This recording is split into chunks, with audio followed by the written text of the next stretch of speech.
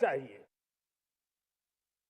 दुनिया में बहुत कुछ मिलता है, सस्ता मिलता है, जल्दी मिल सकता है, लेकिन उससे हमारा सामर्थ्य तैयार नहीं होता, न हमारे सामर्थ्य की कसौटी होती है।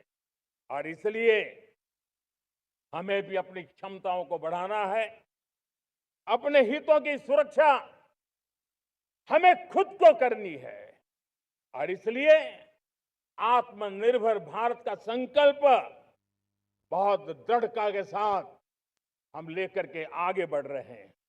मेक इन इंडिया, स्वदेशी, वोकल फॉर लोकल, इन सारे क्षेत्रों में आज हर भारतीय का मन जुड़ रहा है।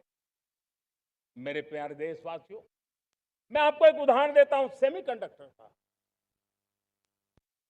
देश आजाद होने के बाद विश्व में तो सेमीकंडक्टर की चर्चा हो चुकी थी, हमारे यहां भी बातें होती थी, लेकिन सेमीकंडक्टर का कोई बड़ा प्लान हम आगे नहीं बढ़ा पाए।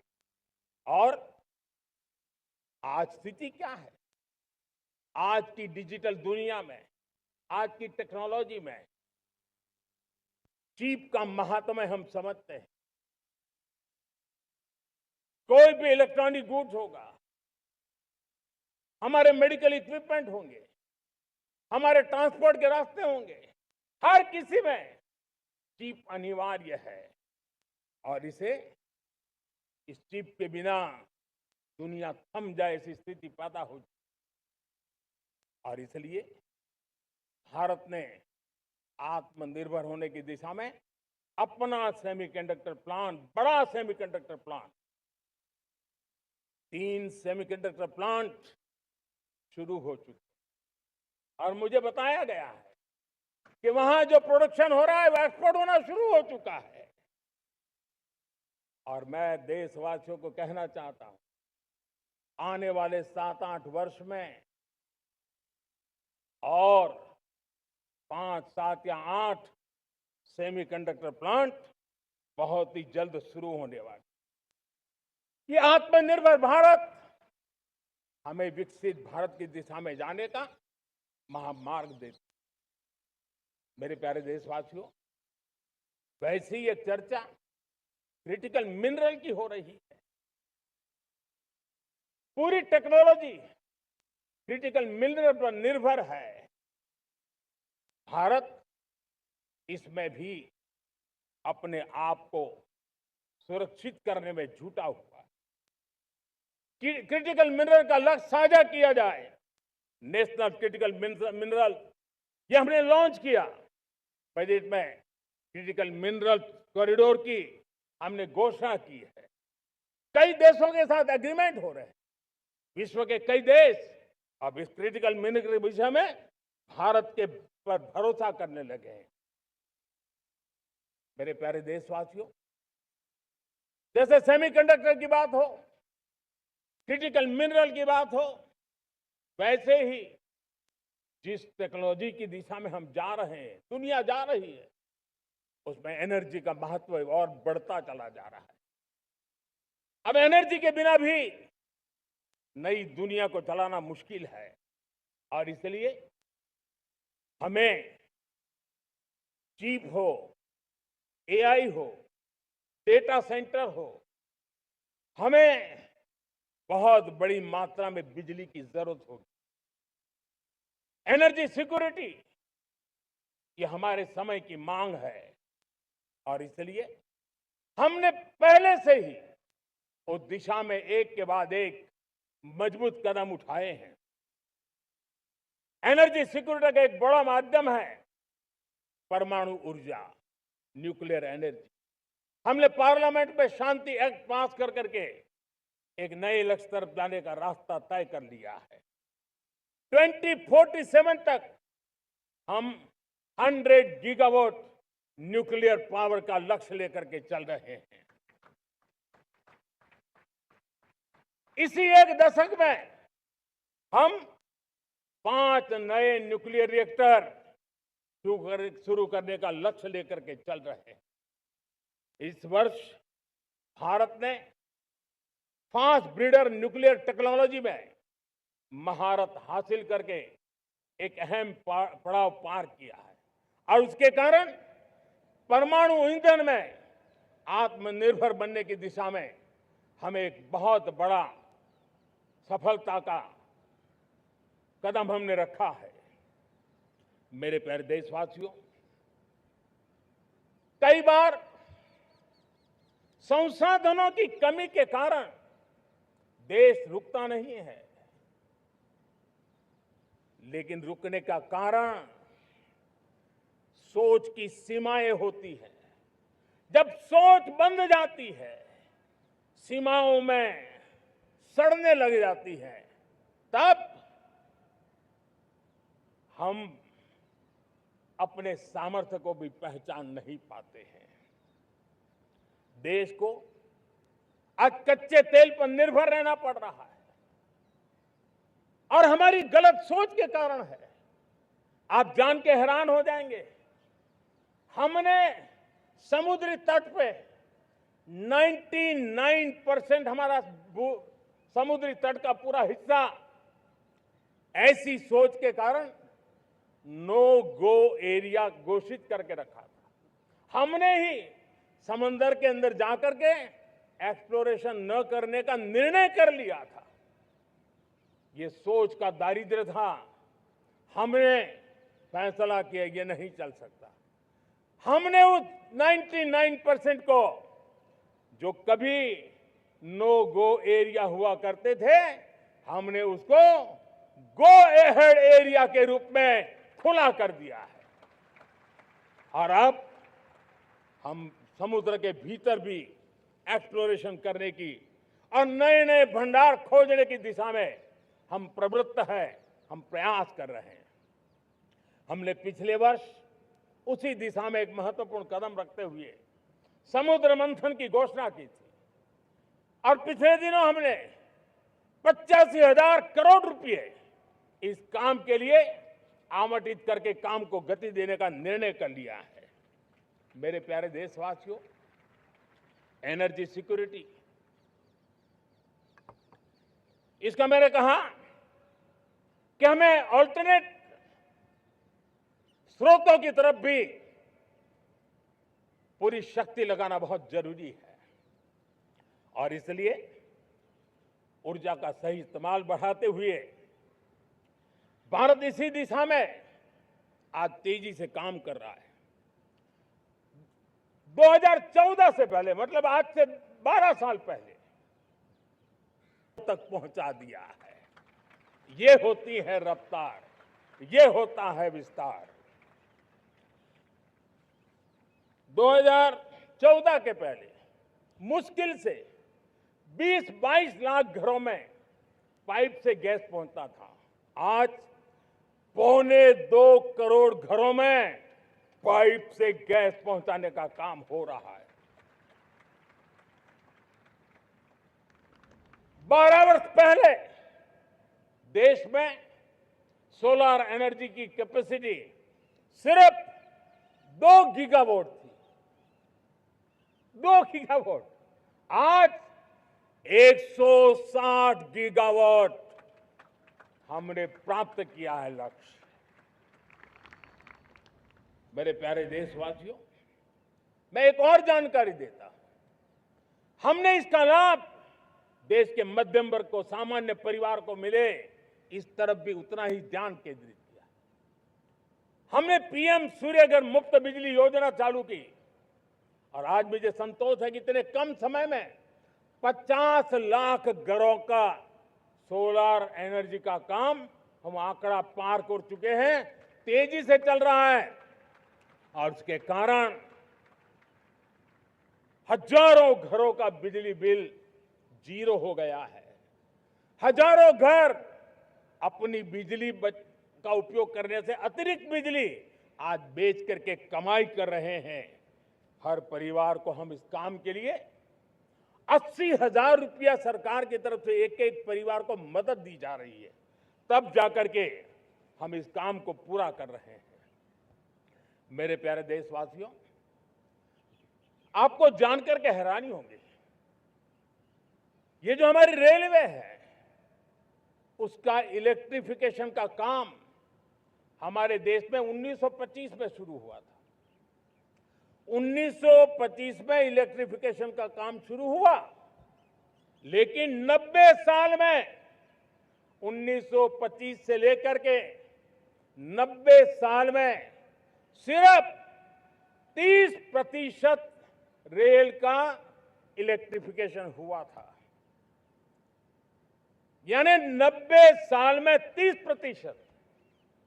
हमारी रफ्तार देखिए, लक्ष्य को पाने के लिए हमारी दौड़ देख लीजिए।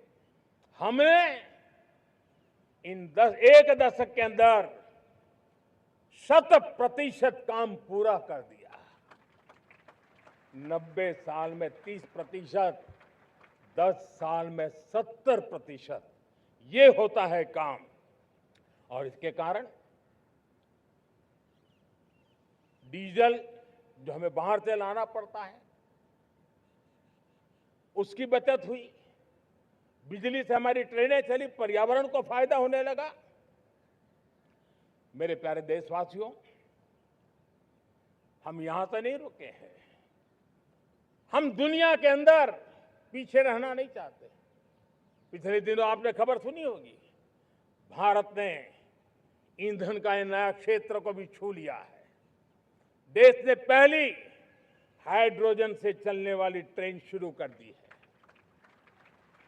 और मुझे खुशी है, ये सबसे लंबी ट्रेन है और सबसे ताकतवर ट्रेन है और दुनिया में हाइड्रोजन ट्रेन के क्षेत्र में भी भारत ने अपना झंडा गाड़ दिया है। प्यारे देशवासियों, पिछले 10-12 साल हम लगातार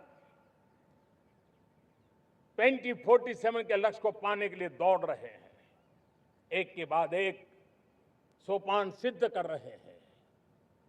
हमने सोचा भी नहीं था कि हमें इसमें भी कुछ मुसीबतों का झेलना पड़ेगा। पिछले 10-12 वर्ष में कितने संकटों का सामना करना पड़ा। कोरोना जैसी वैश्विक महामारी ने पूरी दुनिया को चिंता में डाल दिया था, सारी व्यवस्थाएं चरमरा गई थी। कोरोना से बाहर निकले, युद्ध की विभीषा की खबरें आने लगी, कहीं यूक्रेन तो कहीं पश्चिम एशिया, हर जगह पे तनाव का माहौल। और पता नहीं भविष्यवेत्ताओं ने तो न जाने क्या क्या घोषणाएं कर दी थी। देश को डराना, देश को भयभीत रखना, देश को चिंतित रखना, इसी में कुछ लोगों को आनंद आता है। वैक्सीन नहीं मिलेगी, कोविड में लोग बचेंगे नहीं, कुछ भी नहीं होने वाला। वेस्ट एशिया का क्राइसिस आया, पेट्रोल पंप पे पेट्रोल नहीं मिलेगा, गैस नहीं मिलेगा, डीजल नहीं मिलेगा, फर्टिलाइजर नहीं मिलेगा। सारी दुनिया भर की अफवाहें फैला करके भारत के लोगों को भयभीत करने का, डराने का, चिंता के अंदर डुबो देने का कुछ लोगों को आनंद आ रहा था। लेकिन देश ने देख लिया कि पिछले 10-12 साल की सुविचारित योजनाएं रंग ला रही है और हम इतने बड़े संकट के बावजूद भी नागरिक देवो भव के मंत्र को लेकर के जीते हुए भारत ने जो तैयारियां की थी, एक के बाद एक कदम उठाया था। सोचा नहीं था कि संकट आएगा, लेकिन उस संकट के समय में ये सारी चीजें काम आ गई और आज देश में गैस भी है, पेट्रोल भी है, यूरिया भी है। हम अपनी ताकत के ऊपर खड़े हो रहे, चल रहे। मेरे प्यारे देशवासियों, दुनिया के इन संकटों का प्रभाव हर किसी पर हुआ, हम भी अछूते नहीं। यूरिया के दाम दुनिया में 3,000 रुपया पहुंच गए एक बोरी का। आज भी हम मेरे देश के किसानों को वो बोझ सहने के लिए मजबूर नहीं कर रहे। सरकार अपने कंधों पर वो बोझ उठा रहा है और दुनिया से जो 3,000 रुपया में यूरिया का बोरा हमें मिलता है, वो हमारे किसानों को हम सिर्फ 300 रुपये में दे पाते हैं। इतना ही नहीं, डीएपी आज दुनिया में बाजार 5,000 पहुंच चुका है, लेकिन मेरे देश के किसानों को दिक्कत ना हो इसलिए 1,350 रुपये में आज भी डीएपी देने का काम हम कर रहे हैं। मेरे प्यारे देशवासियों, एक समय था जब मैं आत्मनिर्भरता की बात कर रहा था तो कुछ लोग एयर कंडीशन चैम्बर में बैठ करके सोचने वाले लोग हमें बता रहे थे ग्लोबलाइजेशन का क्या होगा। लेकिन दुनिया देख रही है कि पिछले एक दशक में ऐसा लग रहा है कि दुनिया ने ग्लोबलाइजेशन बोलना ही बंद कर दिया है। जहां से ग्लोबलाइजेशन की आवाज आती थी वो बंद सुनाई नहीं देती है। दुनिया का हर देश अपनी अपनी संभालों के मिजाज की तरफ गया है। लेकिन दुर्भाग्य से इस संकट के कालखंड में कुछ लोगों ने अपना रुतबा दिखाने के लिए संसाधनों को वेपनाइज करने का खेल खेला है। दुनिया अपने पास जो कुछ भी है उसको वेपनाइज करने में लगी है। संसाधनों का वेपनाइज, रिसोर्स का वेपनाइज, पेट्रोल, डीजल, फर्टिलाइजर, दवाइयां, टेक्नोलॉजी की चिप्स, इतना ही नहीं भूभाग को भी वेपनाइज किया जा रहा है। और ऐसे समय अगर हम आत्मनिर्भरता मंत्र को लेकर 10 साल सही दिशा में न चले होते तो हम कल्पना कर सकते हैं कि ऐसी चुनौतियों का मजबूती से मुकाबला कैसे करते। और हमारी तैयारियां निरंतर बढ़ती जा रही है। मेरे प्यारे देशवासियों, दूसरी तरफ आज भारत का प्रोफाइल पूरी तरफ बढ़ रहा है। आज भारत दुनिया के लिए एक स्वीकृत और सम्मानीय देश के रूप में बन रहा है। भारत के पास स्थिर पॉलिटिकल मैंडेट है, स्थिर सरकार है, भारत का वाइब्रेंट लोकतंत्र है, भारत का मजबूत न्यायतंत्र है और हम सबको दिशा देने वाला भारत का संविधान है। और अब दुनिया हमारे इन सामर्थ्य को पहचानने लगी है। और इसलिए 2014 के बाद दुनिया करीब करीब 40 देशों के साथ हमारा एफटीए एग्रीमेंट हो रहा है। अब देखिए कितना बड़ा अवसर आया है। लेकिन ये जो ट्रेड एग्रीमेंट्स हुए हैं ये एक बहुत बड़ा अवसर है। और इसलिए खास करके मैं मेरे एमएसएमईज को कहना चाहूंगा कि हमें इस मौके को छोड़ना नहीं है। दुनिया में हमें पहुंचना है। भारत के उत्पाद की हर चीज विश्व के बाजार में पहुंचे। और चाहे हमारा टेक्सटाइल हो, हमारी मशीनरी हो, हमने दवाइयां हो, हमने मौका छोड़ना नहीं है। लेकिन वैश्विक जो पैरामीटर्स हैं उस पैरामीटर को हमें पार करना होगा। हमें दुनिया से जो मिलता है उसे अच्छा देना पड़ेगा, दुनिया में जो मिलता है उसे सस्ता देना पड़ेगा। और पंजाब के लुधियाना से लेकर के तमिलनाडु के तिरुपुर तक हमारा टेक्सटाइल सेक्टर दुनिया में पहुंच सकता है। इतना ही नहीं, केरलम से लेकर के गुजरात और तमिलनाडु से लेकर के बंगाल, ये हमारा समुद्री तट, हमारे मछुआरे भाई बहन आज इस एफटीए के कारण हमारे श्रिप यानी झींगा उसके एक्सपोर्ट की बहुत संभावना बनी है। हमारे सी फूड की दुनिया में पहुंच बनने की संभावना पड़ी हुई है। और इसलिए मैं चाहूंगा कि हम इस परिस्थिति का फायदा उठाते हुए, हम आगे चलते हुए हम इन कामों को पार करने के लिए प्रयास करें। मेरे प्यारे देशवासियों, मैंने जो भूमिका आपके सामने रखी है उसके पीछे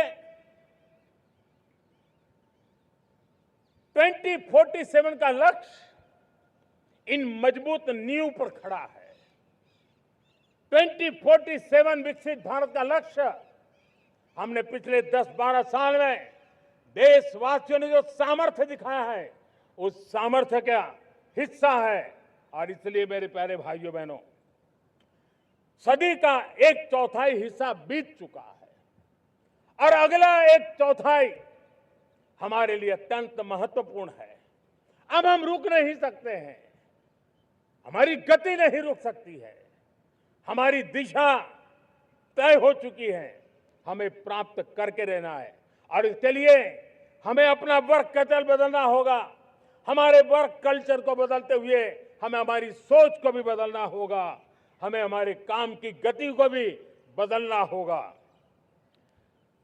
जो काम पिछले 5-7 दशक में नहीं हुए हैं, वो काम हमें आने वाले 5-7 साल में करने हैं। और मेरा भरोसा है मेरे देश की युवा शक्ति पर, मेरे देश के नौजवानों पर, मेरे देश की माताओं को बहनों पर, मेरे देश के किसानों पर, मेरे देश के मजदूरों पर कि हम इस सपने को साकार कर सकते हैं। और इसलिए हमें रिफॉर्म की गति को भी आगे बढ़ाना है। और जब मैं रिफॉर्म की बात कर रहा हूं, रिफॉर्म नहीं हमारे लिए कोई कंपल्सन है, नहीं रिफॉर्म ये हमारे के लिए कोई बजबड़ है, हमारे लिए रिफॉर्म ये कन्विक्शन है। आउट ऑफ कन्विक्शन हम रिफॉर्म एक्सप्रेस पर चल पड़े हैं और हम आने वाले दिनों में भी नेक्स्ट लेवल रिफॉर्म की ओर बढ़ने वाले हैं। और इसलिए सरकार, समाज, उद्योग, उत्पादक, किसान, हर किसी ने अपनी ट्रेडिशनल व्यवस्थाओं में रिफॉर्म करना पड़ेगा, सोच में रिफॉर्म करना होगा, अपने लक्ष्यों को रिफॉर्म करना होगा। और इसलिए मेरे प्यारे देशवासियों, हमें एक निश्चित दिशा में को लेकर के चलना होगा। मैं आज उस युग को भी याद करना चाहूंगा जब देश, भारत का सामर्थ्य सप्त सिंधु के रूप में हम जानते थे, हम समझते थे, हम सुनते थे। अब विकसित भारत बनाने के लिए हमें नई धारा चाहिए। आज लाल किले की प्राचीर से मैं देश के सामने शक्ति की सप्त धारा का आवाहन करता हूं। आने वाले 5-7 साल में जो पिछले 5-7 दशक में नहीं हुआ, वो सप्त धारा के सामर्थ्य से, शक्ति से हम देश को नई ऊंचाई, नई गति देंगे और नए लक्ष्यों को पार करने वाला सामर्थ्य देंगे। और इसके साथ साथ देश की युवा शक्ति का सामर्थ्य का भरपूर राष्ट्र निर्माण में उपयोग होगा, उनकी शक्ति जोड़ी जाएगी। आने वाले दिनों में जब मैं सप्तधारा की बात करता हूं, सप्तधारा की पहली शक्ति है मैन्युफैक्चरिंग पावर। मेरे प्यारे देशवासियों, हमें मैन्युफैक्चरिंग सेक्टर को बहुत आगे बढ़ाना